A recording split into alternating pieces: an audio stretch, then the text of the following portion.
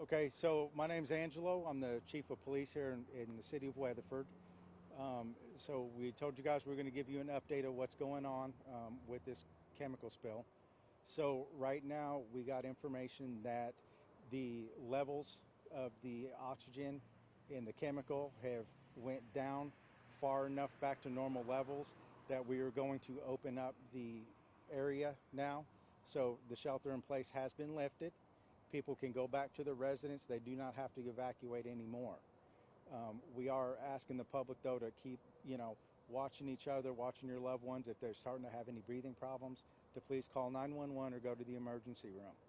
Also want to put out there that any of the local businesses in the area, we're asking the managers or the owners to go to the Taco Bell, which is going to be our second incident command post, so they can get with the fire department. We're asking them to let us in their buildings so we can do air quality tests to make sure that it's safe for patrons to go back into their businesses. Do we have any questions right now? Is that like all businesses or just the ones on Main Street? All the businesses over there in the affected area, which is west of Washington Street, east, and all in the infected zone that we had the quarantined area basically at.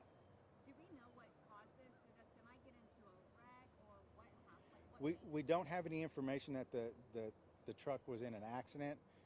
Right now, best what we can determine that it was either a mechanical failure on a valve or it was a faulty seal.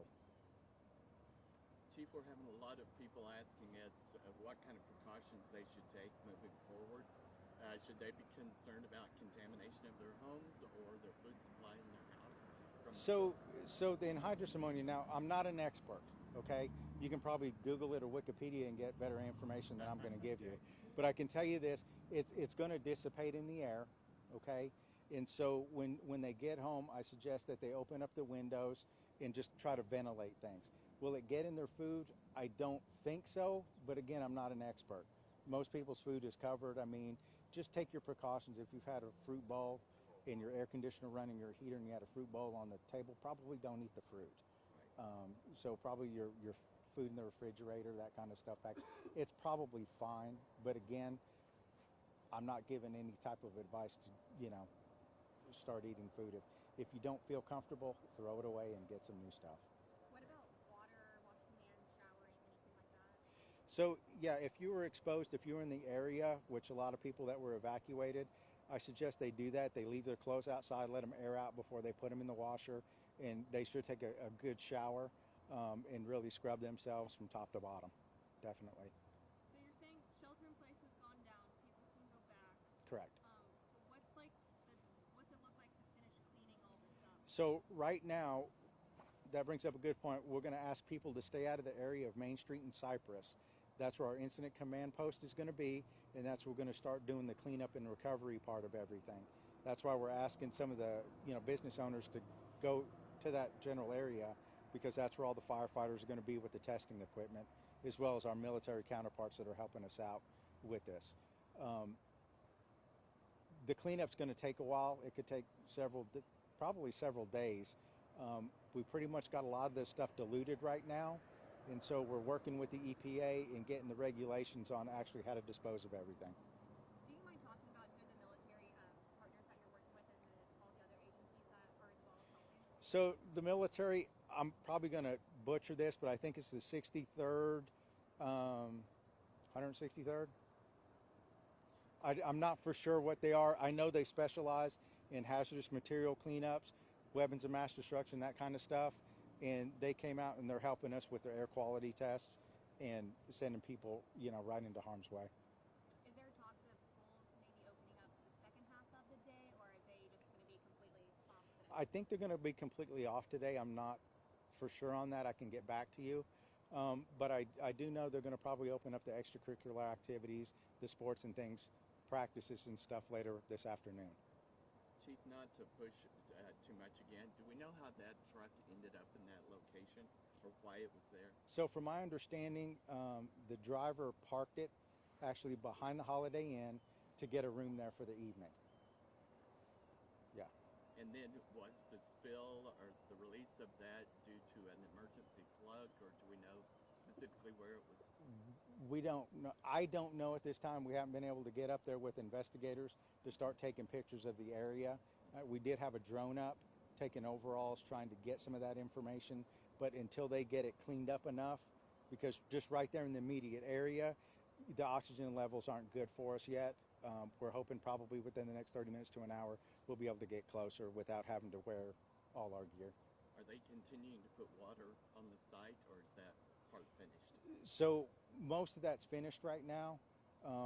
I don't know exactly how they're going to do the cleanup. I know there's an environmental specialist here that's going to assist and kind of direct us on how to do some of that stuff. They were saying because there was no wind and it was so cold, it was just kind of sitting on the ground. They couldn't clean up. That was a couple hours ago. Right. What has changed since then? Because now it seems like it's We a don't lot know. Yeah. We got lucky because when they did their last round of tests, and we were waiting for those tests to do this, they came back with the levels that dropped below. Some of the places, I mean, it was 0, which is perfect for us.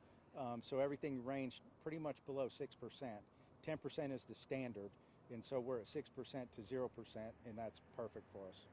Do we know what the business was that the tanker was for? I don't have that information yet, but I can get back to you on that. How has communication been like with the driver? I know the fire department, the chief, and some of their guys have talked to him. Everything seems to be, nothing's been adversarial. And that's why I'm saying, like, we don't know if it's just a faulty seal or, something like that. Chief, you haven't mentioned anything, but I presume there's no fatalities or serious injuries? There were some serious injuries, and those were meta-flighted to Oklahoma City. And those were the life-threatening. Now, I would say those are in critical condition. There's a step down. I don't know the terminology for it, but our hospital couldn't handle those patients, so 11 of them patients were transported by ambulance. Were all 11 life-threatening, or just the 3 that were flown? I believe there were 4 that were flown that were life-critical, and that's why they were flown to the city. And were they likely patrons in the hotel? I don't know the makeup of them. I don't have that detailed information. We were hearing 36 total was the number. Is that still the same? I'm trying to get the numbers, give or take. I know our hospital actually saw 30 to 36 patients. I don't know if that included 11 of them that went by ground. They wouldn't have seen probably the patients that went by helicopter. Moving forward, if this unfortunately ever happens again, what have y'all learned to make sure this doesn't happen again, or just the communication that y'all had today to better that? So, I mean, this wasn't, for lack of better terms right now, we haven't really investigated it. It's an accident as far as we're concerned until we get more involved in it. The emergency responders out here out west, everybody trains together. We train with the military. We train with a lot of the fire departments here. So everybody knows everybody. It's a small community, so to speak. So we don't have any problems with communications. We didn't have any problems of who's in charge, who's being the leader. We just followed our incident command, which our emergency manager took over. And then we had the fire chief, Corey Selman, and then myself on the police side. We had several fire departments here. I know we had Burns Flat, we had Clinton, we had Hydro, Elk City, a couple other smaller volunteer fire departments were out here.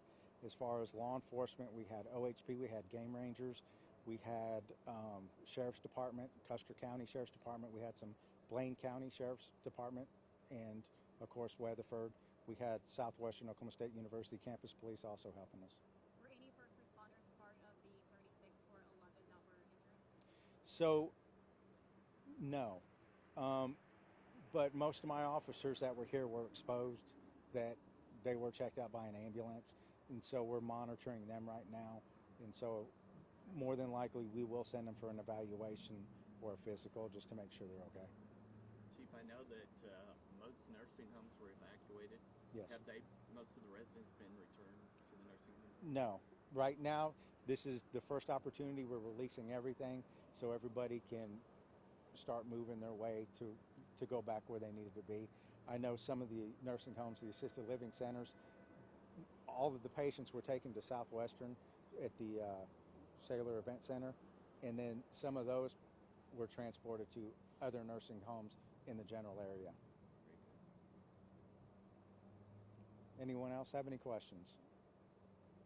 Okay, thank you. Thank you. Good job. I don't know if we'll have anything else as far as something like this, unless you guys absolutely need something. Right now, we're still just doing the cleanup part of everything.